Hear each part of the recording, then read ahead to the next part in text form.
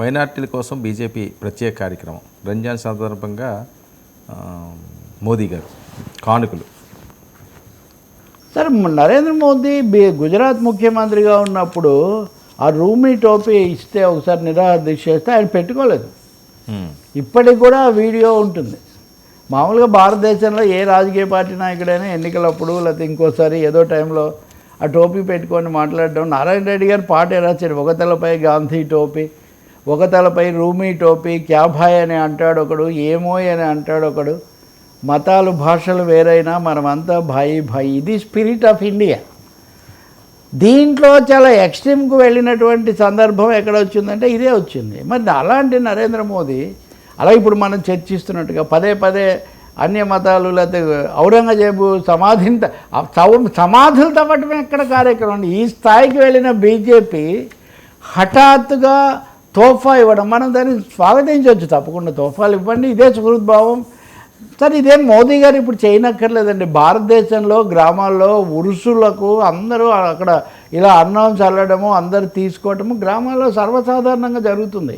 అలాగే పీర్ల పండుగ అనేటటువంటి మొహర్రం సందర్భంలో అక్కడ అవన్నీ లేవిడీలు తినటము, ఆ నిప్పుల గుండాలు తొక్కటము అంతా జరుగుతుంది. ఎప్పుడు ఎవరే మతాలు వాళ్ళకు కొన్ని సందర్భాల్లో రంజాన్ అప్పుడే ఇంకోటి అది కూడా అందరు సెలబ్రేట్ చేసుకునేవాళ్ళు.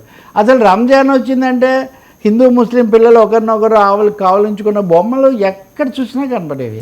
ఈ వాతావరణం అనేక కారణాల వల్ల కొంత భగ్నం చేయబడింది. బహుశా నరేంద్ర మోదీ కూడా గుర్తించారేమో తెలియదు, కానీ 32,000 మసీదుల సహకారంతో వీటిని పంపిణీ చేస్తున్నారంట. మనం దాన్ని తప్పకుండా స్వాగతించవచ్చు. దీంట్లో మళ్ళీ ఇంకేం రాజకీయం ఉండకూడదన్నమాట కోరుకోవాలి. ఎందుకంటే ముస్లింల్లో కూడా మళ్ళీ పాస్మాందా ముస్లింలని ఉంటారు. ఈ పాస్మాందా ముస్లింలను మనం చేరుకోవాలి అని ఒక వ్యూహం ఉంది వాళ్ళకు. ఏం జరుగుతుందో తెలియదు, కానీ ఇప్పటికైతే మంచిది.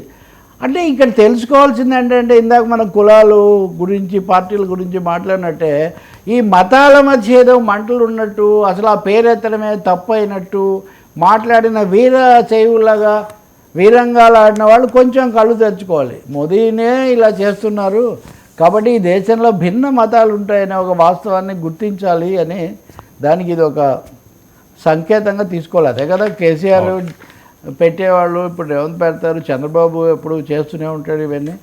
కాబట్టి భిన్న మతాలు ఉన్నాయనే వాస్తవాన్ని గుర్తి. రాజకీయ నాయకులు ఇఫ్తార్ విందులు అంటారు కదా సార్, ఇఫ్తార్ విందులు, అది కూడా ఇఫ్తార్ విందులు అంటారు. అవి కూడా వీళ్ళు తగ్గించారు. రాష్ట్రపతి భవన్ అయితే నేను మీరు గుర్తు చేశారు కాబట్టి చెప్తున్నా, ఇఫ్తార్ విందు సాంప్రదాయాన్ని గత రాష్ట్రపతి పాటించడం, రామ్నాథ్ కోవింద్ దాన్ని డిస్కంటిన్యూ ఎందుకు చేశారు? మరి మనం వసంతోత్సవాలు వస్తే చేసుకుంటాము, ఇంకొకటి వస్తే చేసుకుంటాము. క్రిస్మస్ రోజు క్రిస్మస్ ట్రీ పెడితే పెద్ద తప్పేముంది? దేశంలో ఎంతమంది ఉన్నారు? వీళ్ళందరూ క్రిస్టియన్ మిషనరీ స్కూళ్ళలో చదువుకున్న వాళ్ళే. మొదట్లో కింది కులాలు చదువుకోకూడదని కదా మన సిద్ధాంతం. చదువుకోవడానికి అనర్హులు స్కూళ్ళ లోపలికి రాకూడదని కదా. కాబట్టి చూడాలి మరి మోదీ దీన్ని. కాకపోతే ఒకటి, ఆయన గుజరాత్కు మహారాష్ట్రకు ఈ నెలాఖరులో పోతున్నాడు, ముంబైకి. ఆ పోయినప్పుడు ఎకాఎకి ఆర్ఎస్ఎస్ హెడ్ క్వార్టర్కే పోతున్నాడు ఆయన. మొన్న జరిగిన ఔరంగజేబ్ వివాదం కూడా అక్కడే. గడ్కరీ కూడా నాగపూర్కే ప్రాతినిధ్యం వహిస్తారు లోక్సభలో. దేవేంద్ర ఫడ్నవీస్ కూడా ఉత్తర నాగపూర్ అసెంబ్లీ నియోజకవర్గానికే ప్రాతినిధ్యం వహిస్తారు. కాబట్టి రెండు బ్యాలెన్స్ చేసే కొత్త క్రీడ ఏమన్నా మోదీ మొదలుపెట్టారా? రంజాన్ క్రీడ. We have to see. ఏదైనా మంచిదే.